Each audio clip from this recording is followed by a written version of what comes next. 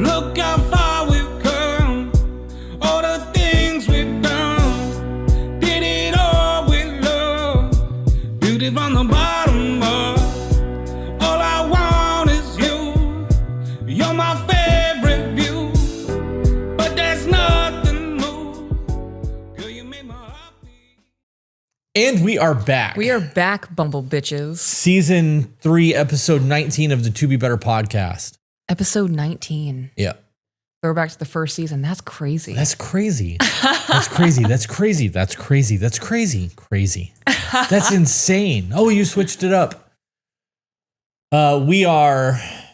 This episode will be dropping the week before we go to Costa Rica for 2 weeks. Yes. The Monday before. Pretty exciting stuff. I want to see where everything is. I need to move this over. Your cup needs to go to the right just a little bit.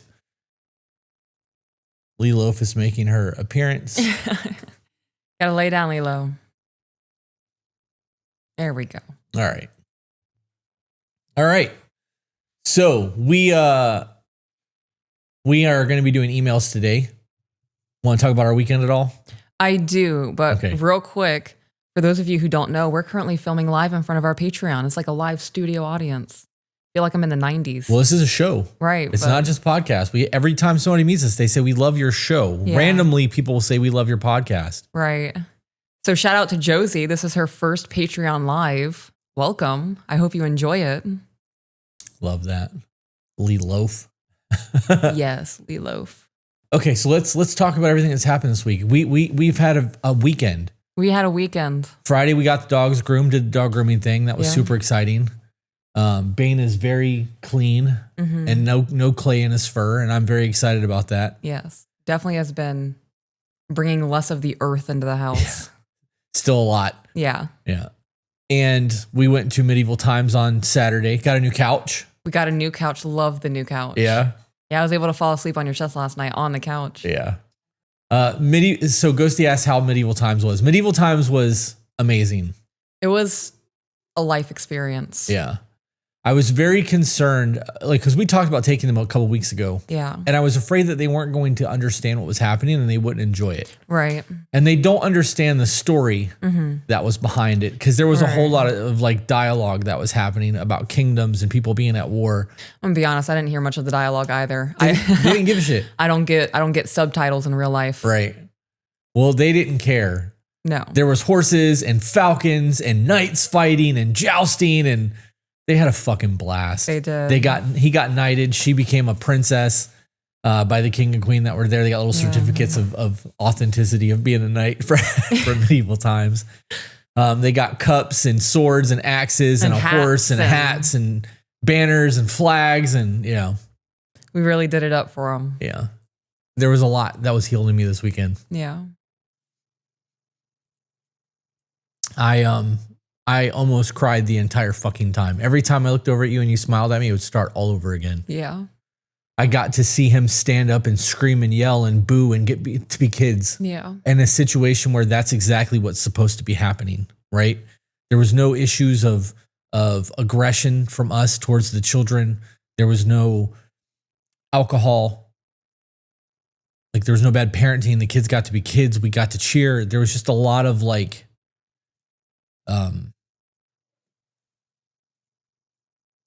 I wish I got to experience that. We celebrated both of the kids' birthdays that night. Yeah. Our son's birthday was in February. Our daughter's birthday is coming up in April. So March is a good medium to be able to do something extravagant like that. So along with them being knighted and her becoming a princess, they said their names midway through the show. The king announced their name. Yeah. And they started reading them off, and you're like, all right, guys, pay attention. And they said our daughter's name first, and she went, oh, and our son looked at me, and then they said his name, and they're like, why are they doing that? Why are they saying our name? I'm like, because we're celebrating your guys' birthday today. You guys are special tonight. This is a big deal. And he jumped up and he gave me a hug, and I gave him a forehead kiss, and I looked over and I saw him jump over to you and give you a big hug. And yeah, there was a lot. For those of you who are watching on Patreon or a member of our Patreon, there is an entire vlog about that. There was conversations of us in the car where I'm filming up my nose because of the way that I was holding the camera, because I wanted to be able to just hear them talking in the back. And her go, I'm going to be an evil dragon. Yeah. I was like, why do you want to be evil? And you were like, that was a great villain laugh, though. Yeah, she really did nail the villain laugh. Yeah. I can tell that she's been working on it. Yeah. It was a good time. We also got recognized 4 or 5 times. Just at medieval times, it was 5 times. That we know of. That people actually stopped us to say hello or they appreciate what we do. Yeah. Twice at the gas station. Yeah. Individually. Right. You and then me, by 2 different people. By 2 different people. Yeah. You got it recognized in the bathroom. Yeah. The kids and I went into the restroom. We were doing a quick potty break. And I was standing in there waiting in line. Our daughter went in first and I was standing with our son. And a woman walks in and she goes, oh my gosh, I watch you guys all the time. And I was like, oh, heck yeah. Thank you for the support. It means a lot. And we had a little bit back and forth and everybody used the bathroom and we were standing there washing our hands. And she came out of the stall and she goes, you're Peaches. I was like, yeah, that's me. And she was like, I really had to think about it, but you're Peaches. I was like, yeah, that's me. I got recognized at Sean's house last night. No way. Yeah, one of his neighbors walked over and was like, I absolutely love your show. That's crazy. Yeah. Was it in front of Sean? It was. How did that feel for him? Well, his neighbor like Sean was the one who told him about the podcast. Oh, gotcha. Like, Sean is the only person in our real life that promotes us like a friend should. Lot. So I was explaining to both of them last night that I still just view myself as the tattoo artist guy. Like I'm still just a normal person. I don't think that we're famous. And it makes me uncomfortable when people say that we are. Mm-hmm. But as we go out and do things and we literally can't go anywhere without being recognized. And I love it. I love it when people talk to us. It makes me feel like what we're doing is really changing lives. So it's giving out hugs. Crucial that people talk to us. Yeah. But I don't realize where we are in terms of like faces on us and notoriety, right? Until we go somewhere and then it's, oh shit, we actually are kind of a big deal, like in terms of notoriety. We had a conversation, our children, after we left the gas station, they were like, why do people know you guys? Yeah. And we had a little bit of a conversation of, well, we're kind of famous. And they were like, oh, okay. But why do people watch you? Yeah. Like we explained to them that we try to help people save their marriages or enter their relationships with the right mindset, help them heal and grow and all those kinds of things. And we stopped at another gas station. Our son now, every time we go somewhere, he was like, you're Peaches. Everybody, this is Peaches. He did. We were in the medieval restroom and we were washing our hands and I was waiting by the bathroom door and women were starting to walk in and they were like, this is my mom, Peaches. And I was like, oh, okay. We're just going to do that now. That's so funny. Yeah. That's so funny. They have also asked me, why do people call you Peaches? That's not your name. Because they know my government name for emergencies. Right. And I was like, well, I didn't want people to know my government name. And I don't particularly like it when you call me by my government name. This happens a lot when they're in the like taking showers and whatnot. If I'm in the kitchen cooking, I can't hear them calling mommy. They'll start calling me by my government name. Have you heard that? No. Yeah. Wild. Isn't it? They asked if we were like worldwide famous.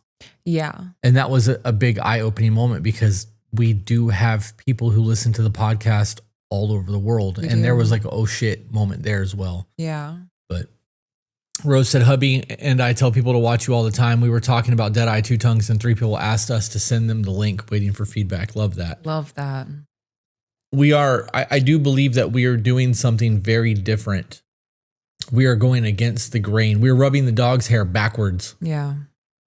To what society is teaching everyone. And I think that's why people are listening, because I think a lot of people disagree with the way things are going. And we are that voice of reason or sanity.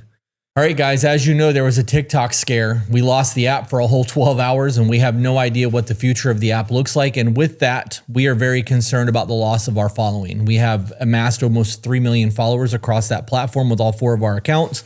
And we are trying to push people to other social media platforms so that in the event that anything happens on one app, we have multiple other backup plans. If you want to make sure that you're not missing any content, we highly recommend that you check out our Patreon.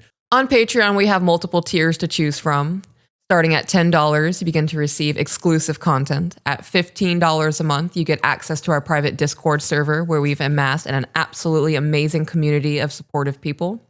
And beyond that, we have other tiers to check out, along with my 2 private women's group, if that's something you may be interested in. Guys, on our $15 and higher tier, you have access to live recordings. We record all of our content 3, 4, sometimes 5 times a week, live in front of our Patreon audience, where they are able to chat with us while we're recording. They can see all the flirting, the outtakes, the hot topic conversations that never actually make it on the podcast. And it's really worth that aspect in itself. We have an After Dark where we sit down usually once a week and have a glass of bourbon, or in Peach's case, a glass of wine and a bowl of cheese. And we have a whole lot of fun conversations, karaoke in the Discord. We finish the lyrics. We literally just hang out, and you guys get to hang out with us.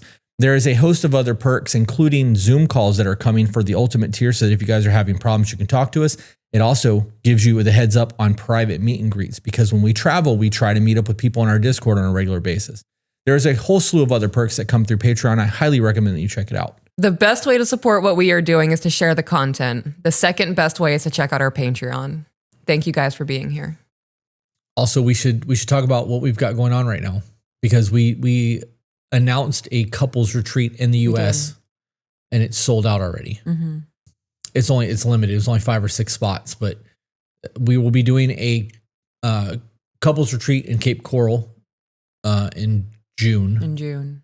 And I'm almost positive that's sold out. There might be one slot available. I'm not sure yet.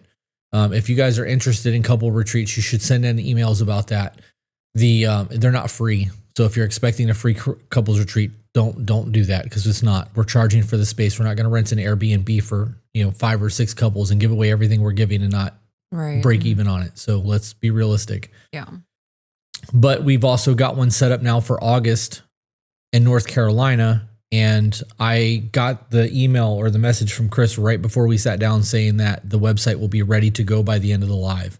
I love that. So moving forward, every time we do a couples retreat or a singles retreat or anything that we're doing domestically in the US, it will be sold on our website so that people can just go through and do all of that without me having to play the email game. Right.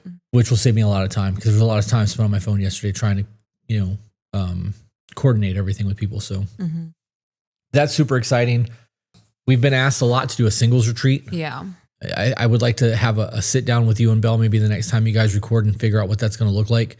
My concern with a couples retreat is I'm not co-signing somebody else's relationship. A singles retreat. Correct. Sorry about that. I don't want to co-sign somebody else meeting somebody like this. Yeah, that's my concern in it. Right. It'll have to be very clear that this is not about you meeting other singles. This is about you becoming a better version of you before getting into a relationship. And we are not playing matchmaker. Right. Not playing matchmaker. Abby said we might be able to do North Carolina. Love that. Absolutely love that. So, but those spots will be, the North Carolina trip will be August 15th through 17th. And the way that these couples retreats are going, it'll be the 2 of us and Buff Bell and her husband hosting. We'll do 5 to 6 couples depending on the size of the house that we can get. As of right now, the average price is $2,000 per couple, not including your travel. You'll have to figure that on your own. Friday night is a dinner where everybody gets together and we have a big dinner. We pay for that. Saturday is going to be a cooking thing where you and the ladies get together and like have a big cooking meal together, and the men will probably go upstairs and do like some men shit. Yeah.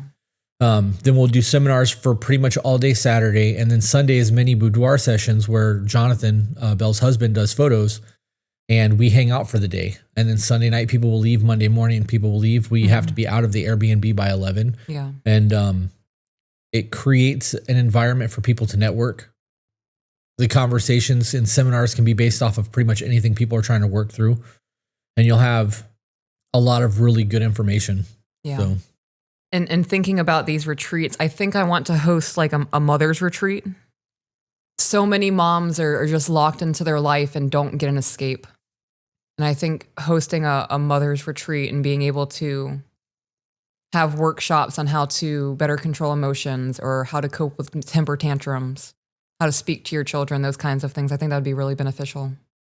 How would that look? What do you mean? Well, I'm not a mother. Right. Is that something that you would want me to not be a part of? I think we should do like I didn't think past that. I only asked because of security shit. Right. Like I could pack the van up and sleep in the van. Like, no, I just don't want, I don't know. There's an uneasiness about that for me. We would really have to figure that out. Maybe get like a side by side Airbnbs or something. Yeah. I don't know. I also want to. I've been playing around with this idea, and since we're on the topic of this, it's totally escaped my mind because so much is happening in life right now. A lot is We happening. just did the Tennessee retreat. We just changed up our schedule with the children. We're getting ready to do our ayahuasca trip. I want to host a retreat for my top tier private women's group. Okay. And I want it to be later this year. I know we have the mod group meet and greet, not the mod meet and greet. That's but in the, Q4. Right. Right. If it's not something that can happen this year, I understand that. But I do want to plant the seed for trying to figure that out. People will have to share rooms. Mm-hmm. I don't know if you're going to be able to find a property that 30 people can stay at. Granted, that's Right. assuming all 30 come, right? Right. I know that the Airbnb that I have saved for Tennessee sleeps like 25 people. Insane. Right. But there's rooms that have multiple beds. Yeah. The way that they advertise that shit's kind of bullshit. Like you can find a 7 to 10 bedroom big ass house, which is what we've been looking at, but we've not looked for single people or people that aren't going to bunk up. So Yeah. like that's one of those things that would be like Thailand where people are going to come and have to share a room. You know, people are going to be sleeping feet to face. Right. If that's, you know, I don't know how that would look, but I mean, I think that would be a great thing to do. Yeah. I think that it would just, you would want to break the cost up amongst who everyone's coming. Yeah. Yeah. I would put out like surveys and shit to try to see surveys and whatnot. I'm really trying to clean up my language. Just to get an idea of like the head count, what people are willing to spend on it, that kind of stuff. I would like to do a retreat a month. Mm-hmm. Realistically, I think that that's very doable without burning us out, and it gets us out of town.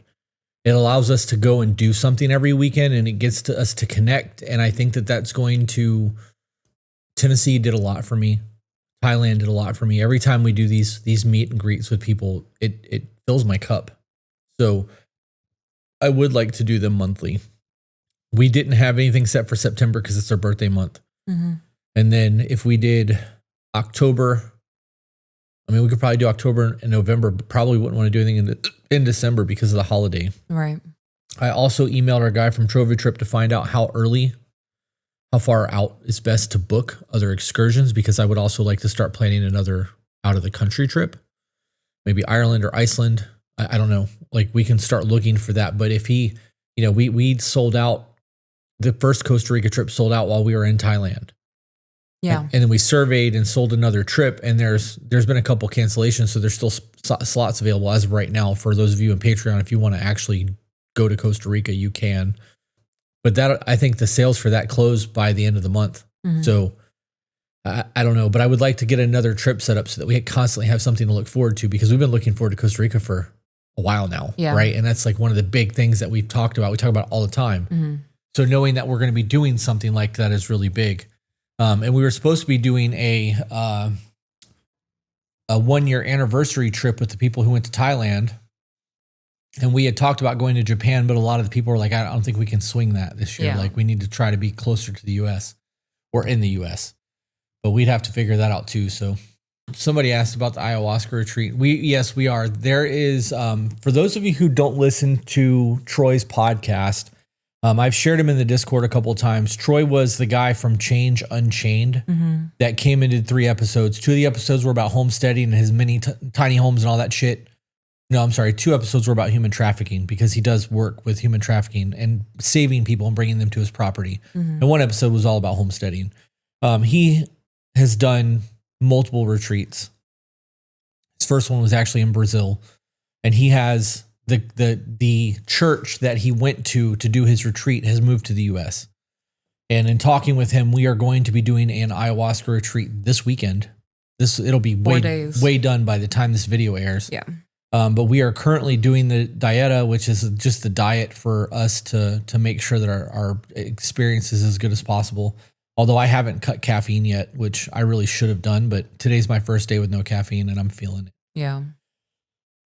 But that takes place this weekend, and it is a legal thing because it's done. We had to become members of the church. There are shamans there. There's a whole tribal ordeal. Like there's a whole lot happening in all of that, and we're very excited about that. But Heather said, look for hotels or actual places designed for retreats. I personally would not bunk with someone, even with my man I do not know as host. That's a huge liability. That's why the hotel situation with Thailand worked out so well for us, because it's a hotel. Not a house where everybody's sleeping. You're right. Yeah, there's a whole lot of things that we have to figure out with all of that shit. So anyways, with Troy's podcast guy, it's the Symphony of Deconstruction podcast. And he's got 8 or 9 episodes about his ayahuasca retreats, if you guys want to look into that. BJ's Creation said, I followed him on TikTok before you brought him onto the show. Happy you guys became friends. Yeah, Troy is somebody that I hold in high esteem. And he is a very, very good dude. So Ghosty said, are you going to film any of this experience, even if it's for Patreon? No, we're not. No. This is not a retreat where we're going to be solo. There's going to be a bunch of strangers there. And I also wouldn't be willing to record that. yeah, I agree. It's not, I'm really willing to do a vlog after the fact and talk about the experience. This is a deeply personal, spiritual thing for me. Same. Like I'm willing to put a lot of my life out there on the internet, but going through this is not one of those things. Yeah, I don't think people realize how much of our life is public. Yeah. You know, we don't really hold a whole lot back. There are things like our anniversary dates and our kids, and like there's a lot of things that we will keep for ourselves. But for the most part, we've put a lot out there. So you guys can Google it. There's a whole lot of them. So there's a lot of them. There's quite a few of them in the US. There's actually churches now popping up for psilocybin in other states as well. So and I got to be honest, the ayahuasca retreat may not get shared either. You know, I don't know what this is going to do for me. If I have an amazing experience and there's huge revelations that I can share with the world because we have a platform to do that, will. And if I go to this retreat and have an amazing experience and I feel like it's solely for me, I ain't saying shit. Yeah. Because it isn't for them. Like Right. Troy said that he believed that his experience was given to him the way that it was so that he could create his podcast and talk about it and bring it to the world because it is healing medicine. But I think that a lot of people go into this shit thinking that it's going to be a good time. And I don't think it's going to be. Yeah, I am. I'm fully prepared to like fight for my life. So am I. I don't think it'll come to that. Yeah. But I think that's because of my experience overall with mind altering substances. So Zenergy said we are working on the church for mushrooms. Nice. There are sacred sacraments around it. And that's how they got away with doing the ayahuasca retreats in the United States, because there is a cultural attachment to it. And you can't tell somebody they can't follow a religion. Just like Caucasian people can go to native reservations and do peyote ceremonies. It's legal.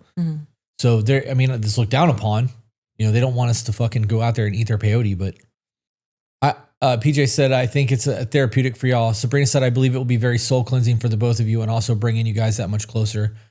I think that this is going to wreck me because I'm going into this wanting more compassion. I want to come out of this with more empathy and more understanding. And I want to get over my fear of death, which means I'm probably going to die. Yeah.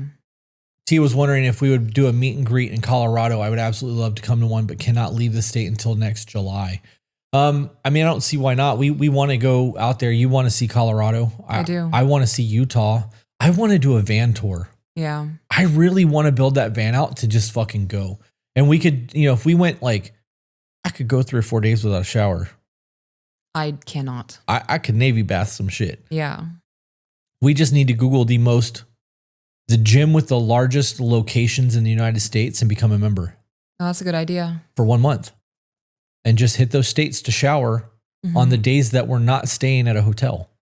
Okay. And we could sleep in the van for a night and then the next night stay at a hotel, or sleep in the van another night, hit a gym, or go to a campground. And like, there are absolutely ways to make that shit work.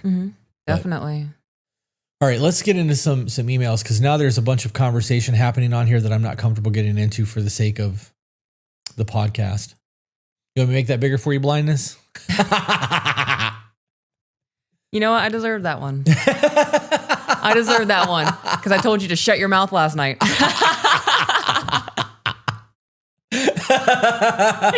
I'll take that. I don't even remember why you did that. That's funny. So I was laying on my husband's chest last night. Like I said, we got this brand new couch, right? And there's a chase attached to it that we can both lay on. And for like the first time in 3 years, I've been able to lay side by side with my husband and have my head on his chest. And I had a big old floofy bun, just like how I have right now. You stuck your hair in my mouth. You were mouth breathing. My fucking nose is stuffed up. He was mouth breathing because his nose is stuffy. And I moved my head around and he went... And he was like, your hair just went in my mouth. And I was like, you should close it. He's like, I can't breathe. And I was like, oh, well, now I feel like an asshole. Yeah. That's funny. Yeah. You laid down on me yesterday and I was like, get off of me. You're taking up so much space on my side of the couch, right? And you tried to like hold on and locked in. And you were like, well, move me. And I started talking to you about something else and then flipped you and you're like, you fucking tricked me. What he said was, well, if we both go, I'm going to land on top of you, you're going to get hurt. And I was like, no, that's not how that's going to work. And I went to go roll over. I was like, there's so much space. I would roll and then you would roll. So it would be a boom thing. And you took that opportunity of me trying to do a science experiment, collecting data. I didn't flip her off the couch. No, he didn't. I just lifted my legs so she'd start to go in panic. It's like grabbing somebody's chair when they're leaning back and just giving that extra jerk. It worked. My heart peed itself. All right. What's the title of this one? Patreon, may I please have some advice? No. Next. No. I'm kidding. Preface. My gosh. It took people making fun of me one time for me to never say preface again. Yeah. You remember that? No. It was one of the earlier episodes. I said preface instead of preface. And they were like, what are you, an idiot? And I was like, no. Fuck you. You could have just said that. Hello, Chris and Peach. First, I want to thank you for everything you do. I've been listening to your podcast for the past few weeks, and it's really been challenging me and inspiring me a lot. The love and respect you two have for each other is so touching and is something I long for in my relationship in the future. I know you guys get a lot of emails, so this probably won't be addressed for some time, but even if it's not in time to help me, I'm sure your advice will help other people. I started listening to your podcast. Hang on, I want to pause there. I appreciate that you acknowledge that. We receive hundreds of emails, sometimes hundreds of emails in a day. Mm-hmm. And we are backlogged a lot. So I appreciate you not getting up in arms about us not responding within 24 hours. Shout out to Zach and Jenny for getting the shit done when they can, though. Yeah. They are the oil of this machine. I started listening to your podcasts because I'm in the longest relationship I've ever been in, and I want to make it amazing. Thank you for all that you guys do. Anyway, here's my email. At the time of writing this, my boyfriend and I have been together for a year and 2 months. I'm 29 and he's 27. I almost said 72. My dyslexia kicked in and I was like, oh my goodness. We met very shortly after he got out of prison. He had been in prison/jail for a total of around 8 years throughout his life. Nothing violent, just stupid teenager mistakes that got out of hand. Okay, so it wasn't like a consecutive thing. It was 8 years is a long time for something that just got out of hand. That's also... Well, it says 8 years throughout his life. So if he went for a year and a half and then got out and then went back in for 6 months and then got out. Okay. It was like an accumulated 8 years, starting at like, say, 14 years old. That's still, it's a lot. More than that's almost his entire adult life. Yeah. It is his entire adult life because he's 27. The most recent stint was the result of taking the fall for something for his brother and some friends to allow his brother to stay in the military and prevent the brother's wife from leaving him. That's wild. Yeah. I'm going to be totally honest. My first reaction was, yo, that's fucked up. It's crazy to me the way that people present loyalty. Right. There are, I guess, because I don't think that I would have, knowing what I know now, I would never take the fall for anyone. No, you did that to yourself. I'm not going to suffer the consequences for your wrong actions. Right. Because that'll follow him for the rest of his life. Mm-hmm.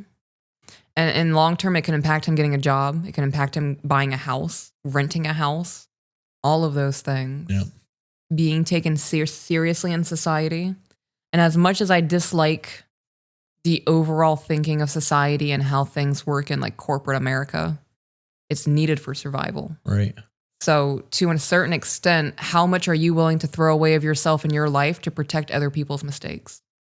Continuing on. Was that good? Yeah. Did you enjoy that? You hear Carrie back there giggling? I did, yeah. You'll have to change it on the next one. Okay. I knew right away that he was going to be special to me, but he dated around for a few weeks before we became official. We both had hoe phases, and with him just getting out of prison, he was kind of going all out after being pent up for 4 years. I was getting over mine. It was the result of not valuing myself and seeking a Band-Aid fix for loneliness, but I was over it. And I told him that I didn't want to have sex unless it actually meant something. Can we pause for a minute on the whole hoe face thing? Because I don't think that needs to be a normalized thing. I agree with that. She said the devaluing thing, so I don't need to touch on that. But for him to be in jail for 4 years, he could come out and fuck one person repeatedly over. But you're not making up for that time. No. The time's gone. Mm-hmm. So you're not making up for lost time. You're enjoying yourself. Mm-hmm. You don't have to do that with multiple people. Right. I agree with that. This idea of somehow, I'd like to reclaim my time, Mr. Speaker. I'd like to reclaim my time. Mm. I'd like to reclaim my time. You don't get to do that. Right. You did your time. You're out now. Mm-hmm. You threw that time away. Right. He told me later that was part of why I stood out to him, because he knew I wasn't entertaining a bunch of other guys. He also told me that even though he'd just gotten out of prison and had wanted to do the whole wild F-boy thing, he knew he'd lose his chance with me if he didn't make things serious with me. We moved in together after about 3 months. I know that's really quick, but we didn't even think about it. We were spending almost every night together anyway. He felt like my best friend and brought out the child in me. He makes me feel very loved, and he can tell when something is on my mind, even when I try to hide it. I want to pause there. Yes, that it's a special thing to be seen by somebody who you are attracted to and want their attention. I do want to point out, though, for everybody who is listening, it's not hard to tell when something's going on with somebody. Right. I can be walking through Walmart, and I can tell if somebody's having a bad day or not just by looking at their face. Don't want to shit on this chick, but for somebody who's been in prison, that's a very easy thing to do. Yeah. Because if you're not able to tell what's going on without having to be told what's going on, it could get you killed. Right. You got to be vigilant. So the move just happened, and it worked out really well, fortunately. We have similar habits, and we've never really gotten on each other's nerves or had arguments about anything. He had moved into the apartment by himself for about a month before I joined him in order to appease his parole officer's arbitrary rules. I think I know what arbitrary? Arbitrary. I really just mixed that with obituary. You did. You want to talk about some dumb shit? Parole officers and probation officers are able to make up a whole lot of rules that you can't do anything about. Okay. And like they can dictate your life because they have the power to send you back to jail for violations of shit. Yeah. So for anybody wondering, arbitrary, the definition from Oxford Languages, is based on random choice or personal whim rather than any reason or system. Right. I mean, I would have liked to have known what the arbitrary rules were. I agree with that. I had a probation officer once tell me that I wasn't allowed to get tattooed while I was on probation. And I don't know if there's a legal thing. I know that in jail it's illegal to get tattooed. Right. But when you're on probation, I can't imagine that they would allow you or to be able to dictate that. But I did it anyways. And when she was like, I thought I told you not to get any more tattoos. I was like, well, I'm not getting more tattoos. I'm getting the ones covered that I have. And at the time they were drug and gang tattoos. Like, you want me to walk around trying to get jobs covered in fucking advertisement that I'm a piece of shit? Like, I can't get jobs like that. Are you Googling it? Yes. So it says, yes, you can generally get tattoos while on probation, but it's important to check your specific probation conditions, as some jurisdictions might prohibit getting new tattoos, especially if they are gang related or could be considered disruptive to the community. Right. See, this is why I'm a good muffin. Yeah. My old probation officer too used to show up at 2 or 3 o'clock in the morning. And a lot of people, if you, depending on your court order, a probation officer or a house arrest officer can show up and just search your home whenever they want without a warrant. It's part of the, you being on paper. Mm-hmm. And she would show up at 2 or 3 o'clock in the morning, banging on my fucking door, come in wanting to make sure that I'm home and look around my house, and has brought cops over to search and shit like that. Like, wow. it can be a lot. Oh, I was going to try to do an accent. And then you thought about it. I did think about it. How about back to the email so you don't have to accent? Back to the email. I was thinking about like plugging my nose and doing like a little thing. That would work. But it would be different. Yeah. Get super extra with it. After about 5 months of living together, I felt the need to go through his phone. I know you'd say that's a bad idea and a red flag on my part. It is a bad idea. If you go looking for evidence of something, you're going to find it. Right. Whether it's like legit or not, you will find something that ruffles your fucking feathers. Yeah. Not to mention you're also violating trust of other people. That's not just your boyfriend. Right. I have trust issues because of my low self-esteem and from my ex, a drug addict, and from previously being friends with a man who was a serial cheater. Another thing I've since realized was really wretched and toxic of me. But what does that have to do with your boyfriend? Right. And why haven't you gotten over that before getting into a relationship? If you don't trust men, why be with one? Yeah. The more that I grow and the more that I set boundaries within my life, I wouldn't tolerate that in a relationship. You either trust me or you don't. You can ask me to see my phone. Even then, there's certain conversations that you're not going to be privy to because the other person hasn't consent to you reading those messages. I want that as a clip. I don't need, doesn't need a minute. Whoever does the clips for this episode, I just want that as a clip. Yeah. Yep. Because I want to see how people take that from you. Because when I say that, they fucking rip me apart. Yeah. Thousands of comments every single time. Videos will normally do between 500,000 to 1.5 million views in the first week. And they just destroy me the entire time. Because a vast majority of women are like this emailer. Yeah. With trust issues and low self-esteem and take out past transgressions from other people on the person that they're with. You know, the more that I learn about myself and the more that I heal and grow and the more I see other women doing their things, right? And I'm not saying all women, just some women, like my past self. I can see why men think we're crazy and overly emotional and all of those other kinds of negative attributes that they assign to us. Looking at old me, yeah, I was not a hot mess. I was, I don't know, the dumpsters back behind a TGI Fridays with raccoons sifting through it. The problem is that everybody has a past. Right. Right. And then when you're young, they're not even 30 yet. Right. You're still doing all the dumb shit that you're going to do as an adult. It takes time for you to iron out the wrinkles in your life. Mm-hmm. And that's just all there is to it. Who you are right now is not going to be who you are in your 30s. It's not going to be in your 40s or 50s. Mm-hmm. You are going to have major life occurrences that make you change your perception of reality. And like, I mean, for me with my past and the cheating, it took a whole lot of things happening for me to go, this isn't normal. This is fucking up my life and I can't do this anymore. Yeah. We had a whole ass conversation about all that shit last weekend in the car driving home. Like when you see things like that, and that's just normal behavior for the people in your life and you mimic the normal behavior, it doesn't make it right, but it doesn't change the fact that you're doing it. Right. And people do that shit. And like in this situation, she had a friend who was a serial cheater, as she put it. And she chose to be around that person. So she was normalizing the behavior. Right. I thought about this a few times. I'm going to totally disrupt this email. Right. While we were sitting at medieval times and we were doing the family thing and I kept looking at you and we were both getting super emotional and doing the thing, I looked back at the sand before the show started and it dawned on me, this is the first relationship where I've actually had something to lose and I'm actually terrified of fucking up.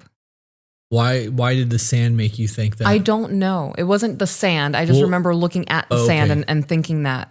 Like that's going to be a thing that I never forget. And like the color of the lights on the sand and like the clinking of the metal on the plates and all that shit. I thought you were about to give me a really crazy metaphor. No. But like looking back on all my past relationships, I was emotionally cheating. I was entertaining other dudes while in a relationship. And I'm not speaking specifically on my past marriage and all of my relationships. I started dating when I was 11 years old. Like that was a very normalized thing for me. By the time I was 12, I was being made fun of for being a virgin still. Yeah.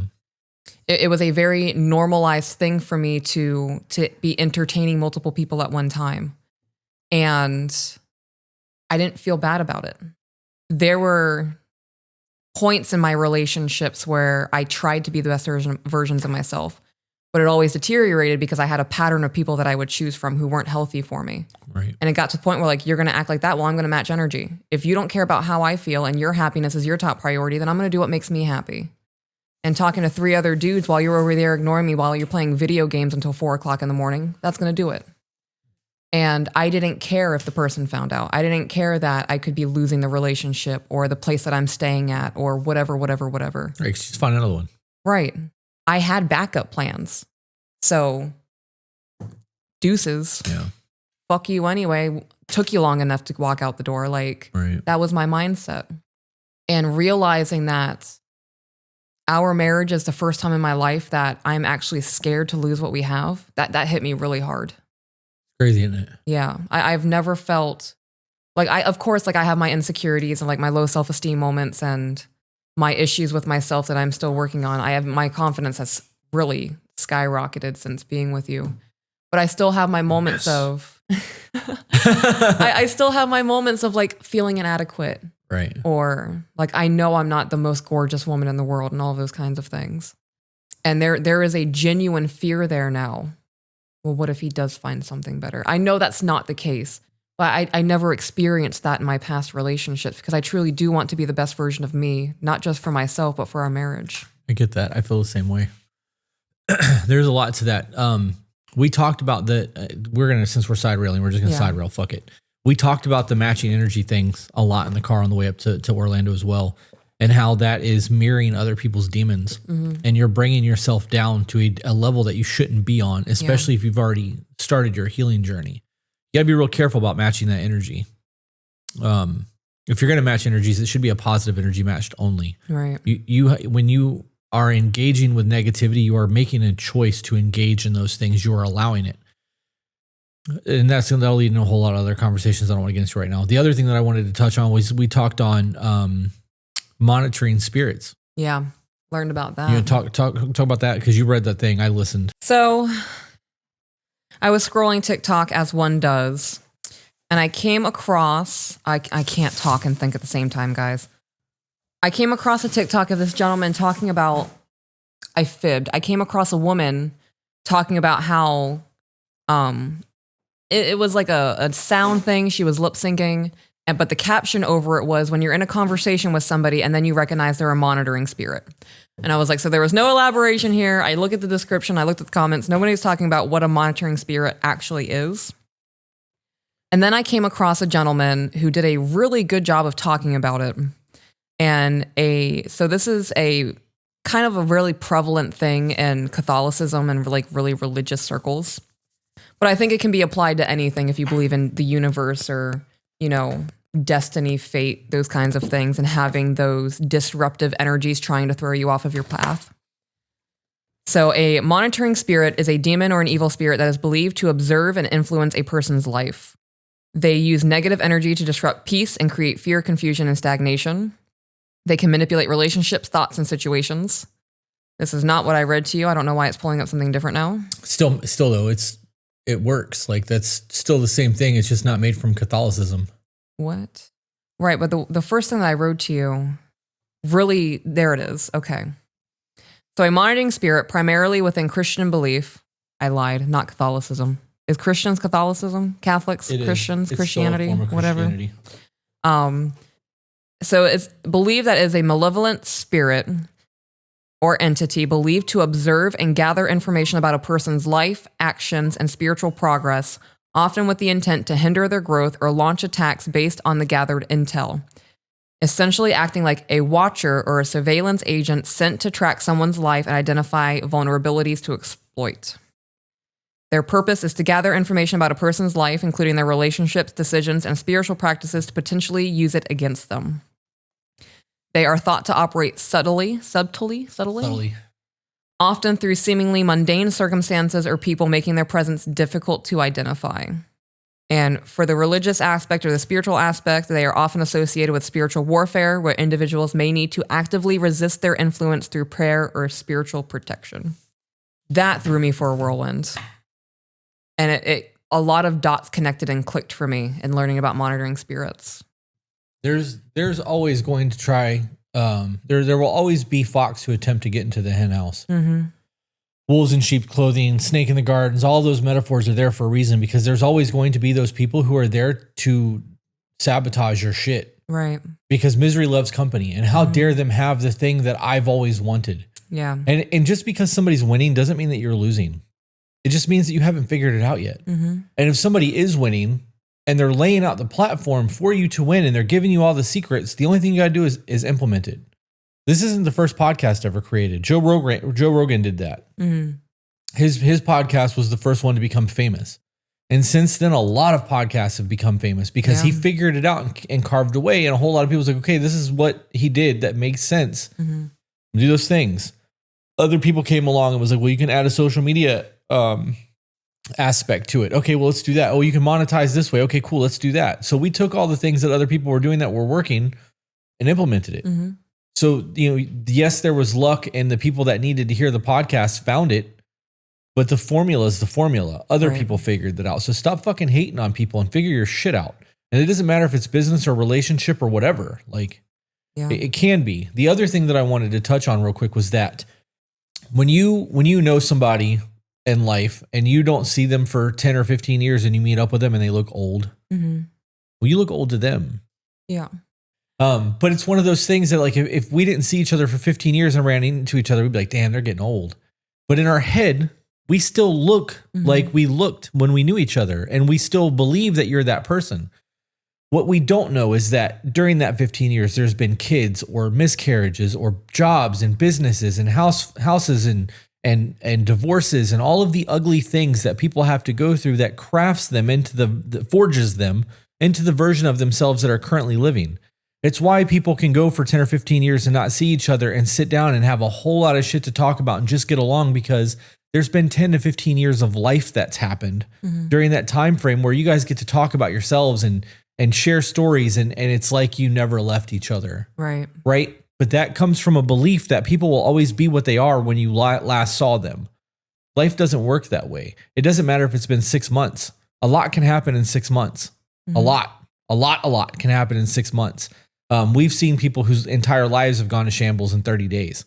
It does not take much. And in the next 5 months of them after that 30 days is a life, like a whole lot of growth that has to happen, and struggle and hardships, and how they address those hardships is going to determine what the next 5 years of their life is going to look like.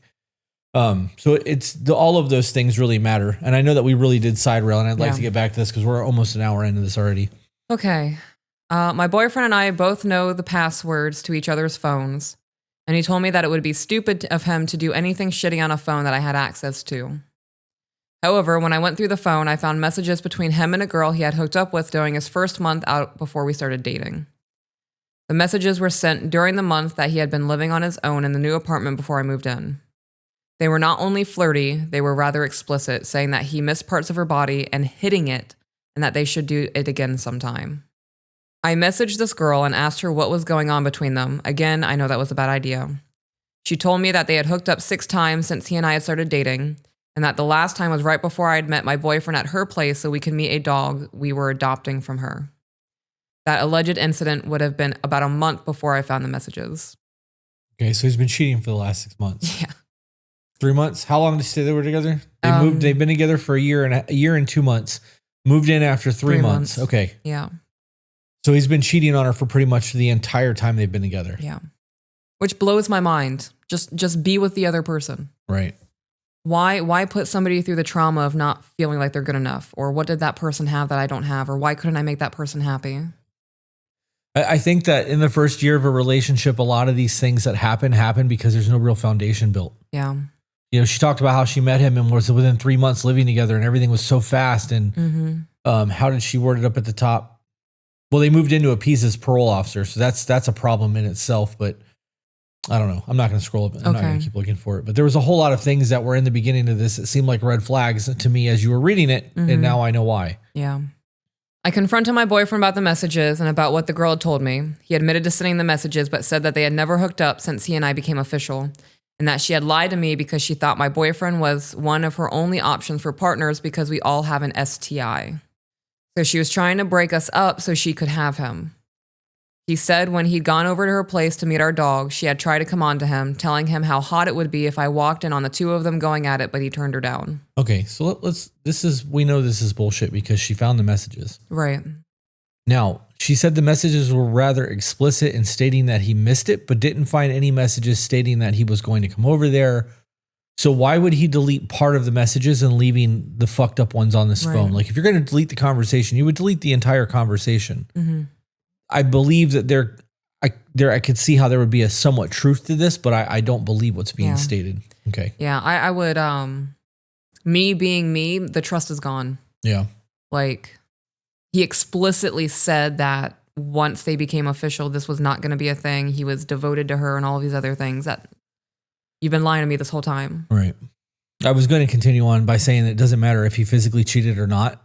The messages being there, knowing that he is still in communication with this girl on a sexual level is infidelity. Yes. Okay. He apologized and admitted that what he's done was stupid and that he didn't want to lose me. I hate that. I hate that. if you didn't want to lose somebody, you wouldn't put yourself in a position to actually lose them. Yeah. People don't think that they're going to get caught, or they don't care at the time that they're doing something and things change. Yeah. The reality of it is people don't do it for the other person. They do it for themselves. Right. And I'm sure that while all of this was going on, his woman was an afterthought. Yeah. Oh, 100%. He said he hadn't talked to her in a while and that the explanation for his behavior had been that he'd just gotten out of prison and was adjusting to monogamy after being pent up for 4 years and being pretty promiscuous when he was younger. But he said that didn't excuse what he did. That's a bullshit excuse. Yeah. It really is. If you were celibate for 4 years, you don't. There's no promiscuity happening. Right. You getting out and being monogamous should be real fucking easy. I forgave him because I love him and didn't want to lose him either. Also, what he said about the other girl made sense and seemed plausible enough. I called her a girl because if what he said about her is true, that's not the behavior of a grown woman. Okay, but on the flip coin of that, if what she said is true, you're with a boy. Yeah, I was just thinking that. You're not with a grown man. However, it kind of traumatized me. Called that. It was kind of something I'd been waiting to happen because of my trauma from past relationships, like the other shoe finally dropped. Also, after the initial confrontation, we didn't talk about it again. We kind of acted like it never happened. Because of this, I get a bit paranoid really easily. I was sick about a month ago, so we weren't able to have sex for about 2 weeks. During that time, my boyfriend had to stay at his parents' place for a couple of nights to babysit their puppy. I would go over and hang out with him after work, but both nights he said that he was really tired and wanted to go to bed early. I'd have to leave to go back to our place. Why? It was his parents' house. Maybe parents aren't cool with him staying there. Maybe. That would be literally the only.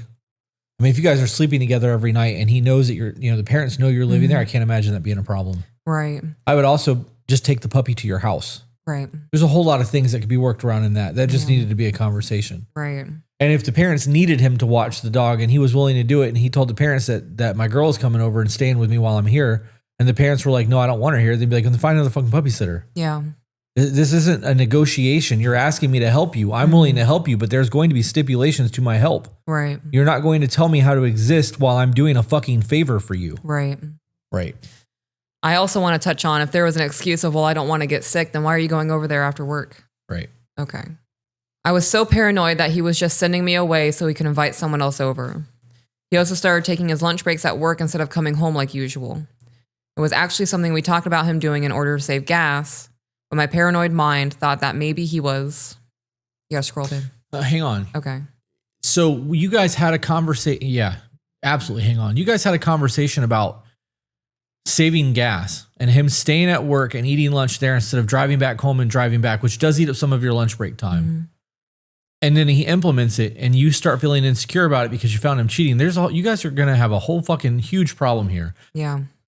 Especially if this hasn't been brought up. Mm-hmm. The solution to that would have been, hey, I know that we talked about this, but since the cheating incident, I'm insecure and I would like you to come home for your lunch breaks. Right. It's as simple as that. This isn't a fuck you for what you did. This is I'm insecure. I would feel more comfortable if you're here at lunch. I know that like it's going to cost us an extra $40 a week in gas, but like yeah, $40 a week for my sanity is cheap instead of assuming, which is what she's doing. Yeah. He was using his lunch breaks to meet up with someone. She was paranoid that he was using his lunch breaks to meet up with someone. I never had any evidence of this, of course, but that's just how my damaged mind works. It's not that you have a damaged mind. He broke your trust. Right. This man lied to you and he cheated on you. That trust is so hard to fix once Yes. it's lost. And that's not just for romantic relationships. That's across the board. Yep. I feel the need to say, if you are with somebody who has cheated on you and you can't get over the fact that they did it, you need to end the relationship. You're putting yourself through misery. You're putting this other person through something that, like, clearly they're never going to be able to earn your trust back. So why continue to jump through these flaming hoops? Yeah. I think in this situation, though, if she's trying, she just needs to be honest with him about how she's feeling. Yeah. Well, I wasn't speaking to the email specifically. Right. Well, in this specific situation, there's a lot of opportunities for her to tell him what she needs and allow him to try to repair. Mm-hmm. And she's not giving it to him. I talked about this with my therapist, and she suggested that I explain to him that I had been feeling on edge because my brain had been wired to protect myself from getting hurt like that again. And because of that, I am just hypervigilant to any signs that something could be off. I agree with your therapist. Yes. I told him about this and tried my best to explain it as a me problem and not an accusation of him. I just wanted him to understand. The whole time I was talking to him, he seemed distant and a bit cold and didn't really have a lot to say, except that it didn't make sense that he'd cheat because he doesn't have social media and doesn't go anywhere. This didn't stop him before when he was messaging the other girl, though. I told him that it seemed like he was angry. He said he wasn't and that he just didn't know what to say about it because it was a me thing. I disagree with that. I do too. Right? Like you having your feelings and being insecure and right, like all of that is a you thing. You do have to work through those things and try to build yourself back up. This is a cause and effect though. You wouldn't be feeling this way if he hadn't been doing foul shit behind your back. The making excuses behind all of this is where my issues come in. Yeah, I don't have social media, so I can't cheat on you. Right. You could still find ways. There's a whole lot of things that could be done. Text messaging goes a long fucking way. And the amount of secret messaging apps that are available is insane. Why not just go, hey, I know that I did these things and I'm trying really fucking hard to repair or fix our relationship. And I know that the way that you're feeling is because of my actions. And I'm sorry for that. And then just give reassurance. I am at work. I'm not doing these things. And I know that I can't prove to you that I'm not doing those things, but what can I do to try to help our relationship get back to square one? Because right now we're not there. And if we can't get back to square one and you don't think that you're going to be able to forgive me and get past this, then we should probably not be together. Yeah. Because I'm not going to continue to make amends for the next 30 years for you to throw this in my face 30 years from now. Mm-hmm. Like there needs to be honest conversation there from both sides, and him shutting down and becoming distanced because she's trying to express her insecurities that he created. Right. I was about to say, based on the damage that he caused. Right. Sometimes you have to eat shit. Yeah. That's all there is to that. Mm-hmm. Finally, about a week ago, we sat down and he told me that he felt like he was putting a wall up when I'd pressure him about marriage and getting engaged. I'll admit that I'd been teasing him about it a lot, but I didn't realize how it was making him feel. Okay, let's pause there too. That's manipulation. I agree with that. Okay. So we don't have to have the discussion. I think we should have that discussion though. Okay. You're right, because there's people that may have never heard us have this discussion over and over again. When you do things like that, those small little jokey jokes, those little digs, those are jabs. Mm-hmm. When are you going to engage? Where's my ring? Right. You don't love me? Right. All of that is a constant reminder to let your person know that you really want it, hoping that they're going to go, I love this woman and I just want to be married and engaged and I'm going to go buy the ring and do all the things. The reality of that is that you are going to push your person further away, especially if they don't actually want marriage or engagement. But I'd also like to point out in this specific situation with everything that's going on, why would you be pushing for that? I was just getting ready to ask that. Knowing that you're insecure and you don't trust him and there's not a solid foundation here, why would you be pushing for marriage? Right. That also comes across to me as you're trying to satiate your own insecurities. Getting married to someone is not going to guarantee that they will never cheat on you again. Right. A marriage license is not a chastity belt. No, it is not. It's a piece of paper. That's it.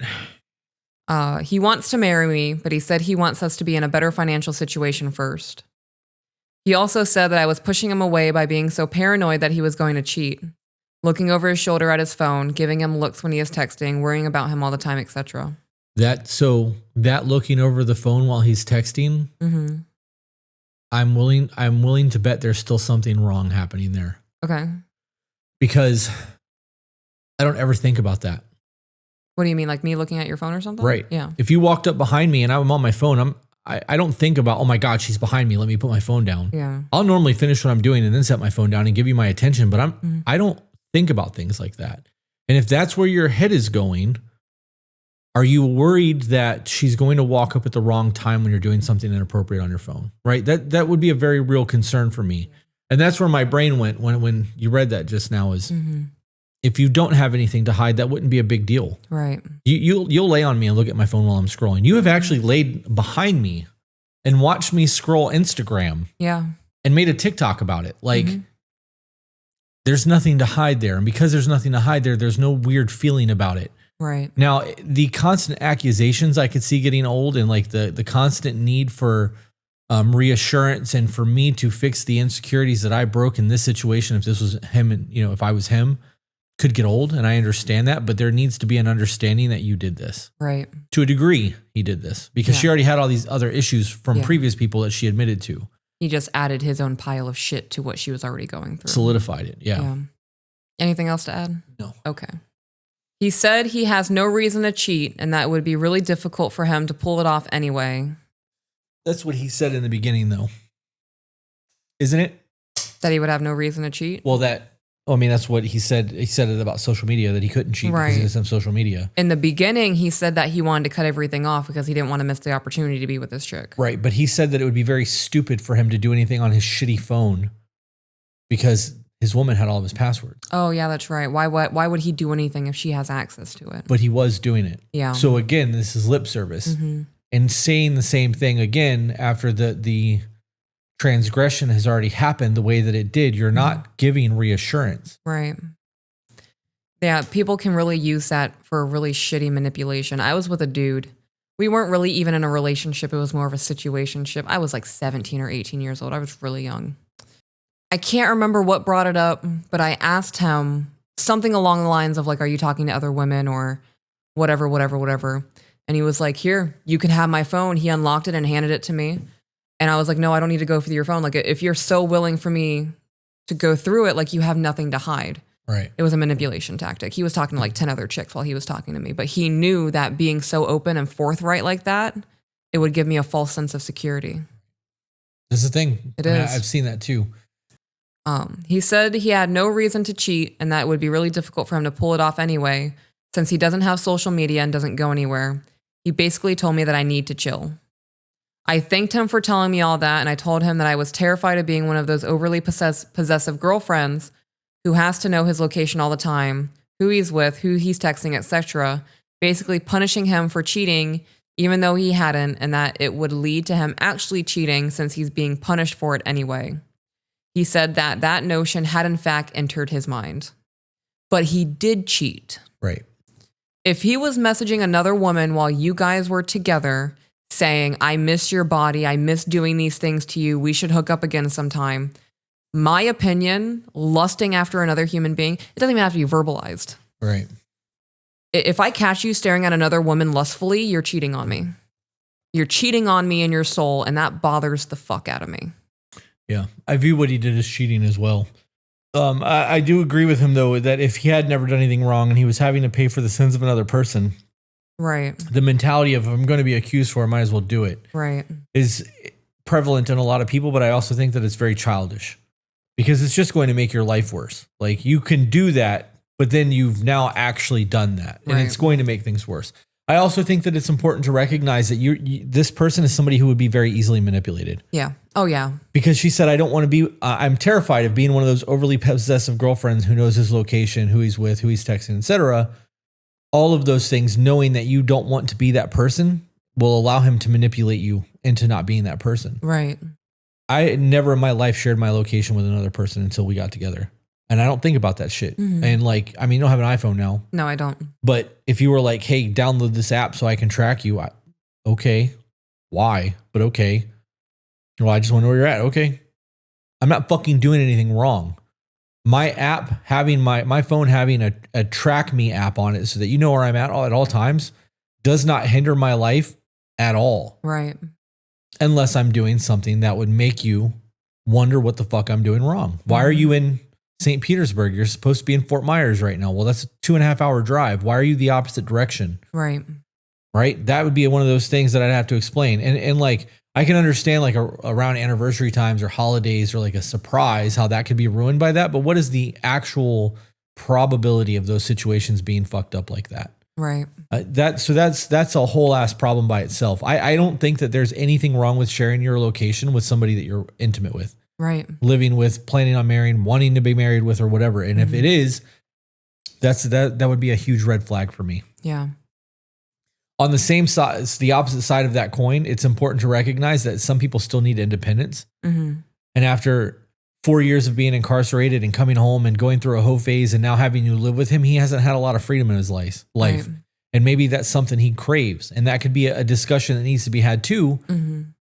But you shouldn't be in a relationship if you need independence, because when you become one with somebody, that independence goes out the fucking window. Mm-hmm. If I need to get away from you for a little while, I'm going to just tell you like, hey, I've had a lot today. I'm fucking leaving for a little while. I'm gonna go ride my bike or do something for the next hour and a half, go play video games, whatever.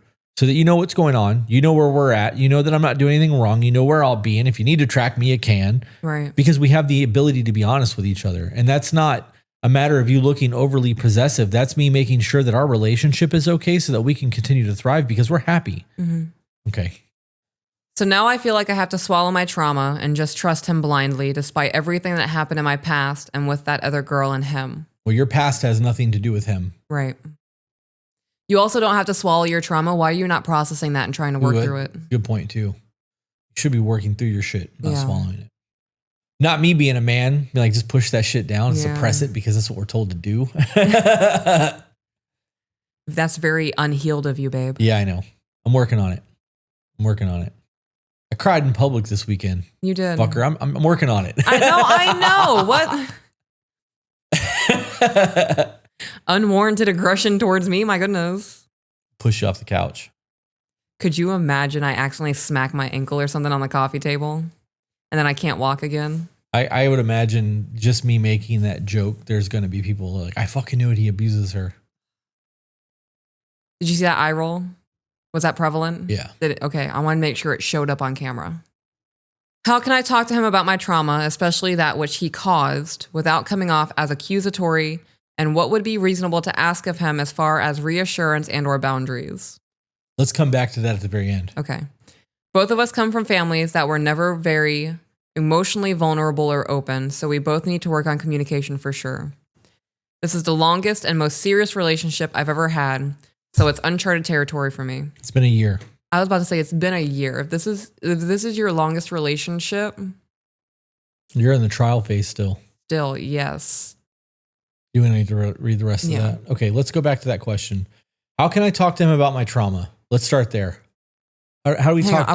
There was something I was working on. Sorry. Just because this has been your longest relationship doesn't mean this is gonna be the guy you're with for the rest of your life. And I feel the need to put that out there.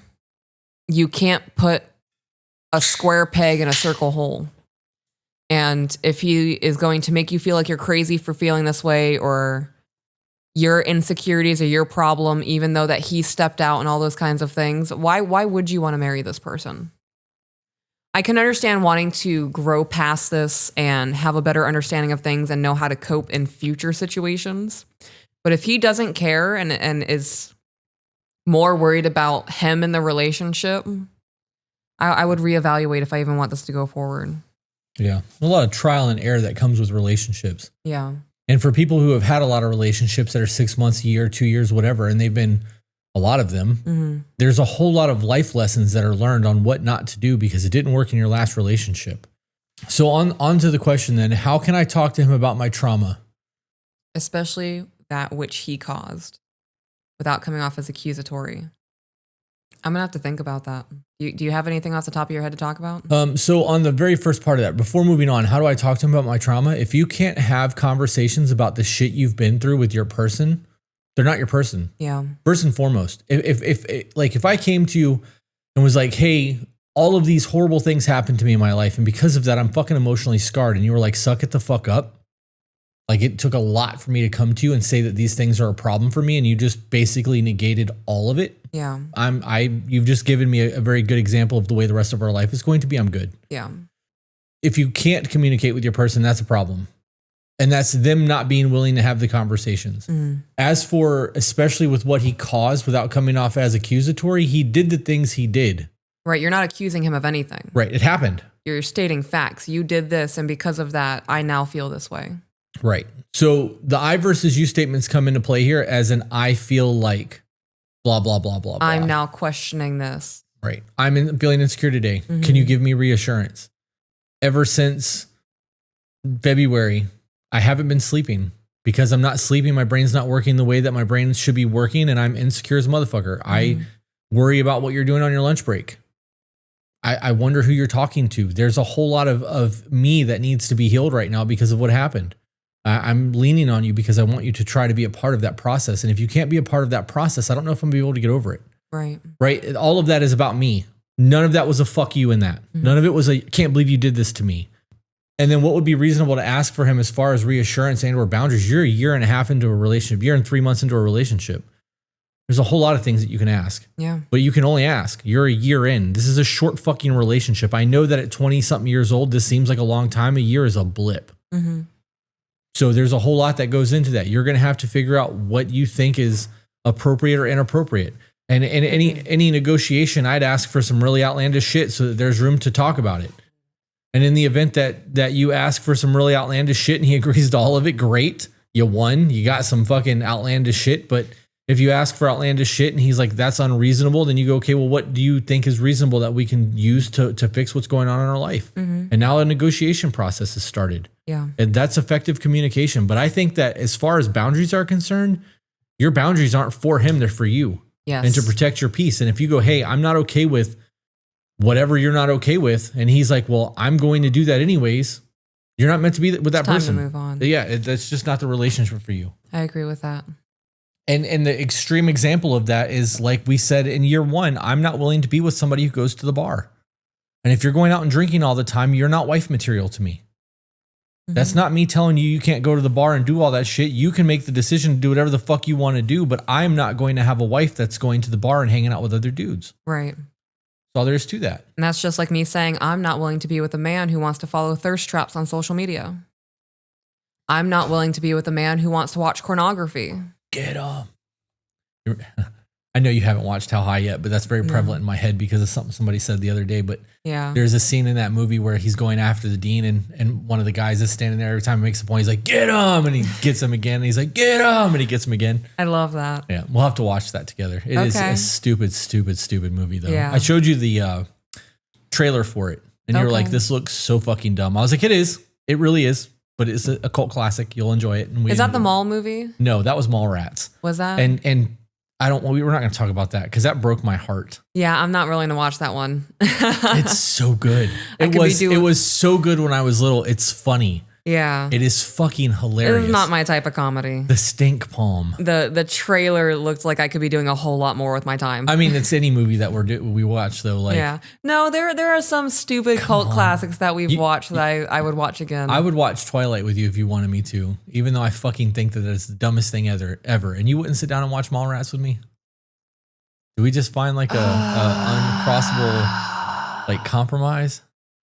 You can't put Twilight on that level. No, I can. I absolutely fucking can. Oh my gosh. But you even said, I can't believe I liked that movie. Well, because the trailer made it look really fucking stupid. It did. It's not though. Yeah. Like it's teenage humor. Yeah. And granted, I haven't watched Mallrats in probably a decade. Yeah. But it is a cult classic. It did Yeah. really poorly in the movie theaters, but like it's one of Kevin Smith's like biggest movies. I'll get really baked. I mean, if that's what it takes. Okay. Will you really watch? Oh man, I can't believe I said I'm so excited. Will you really watch Twilight with me? I mean, if that's what's going to take to make you watch Mallrats. Okay. But like, are we signing on for like all four movies? One of them. No, one.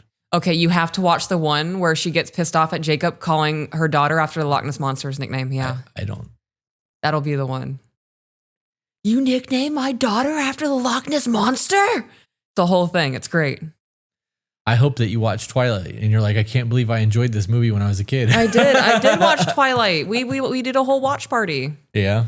And I loved it just as much as when I was like 9 or whenever that came out.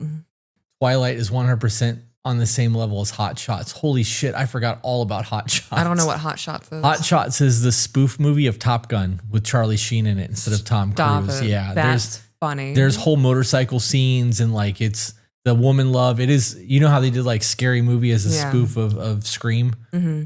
Hot Shots is the spoof of Top Gun. Okay.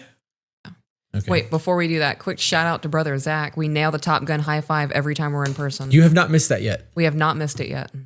Pretty impressive. Yeah. Last time you guys were like, we don't have to think about it. We just got to do it. Yeah.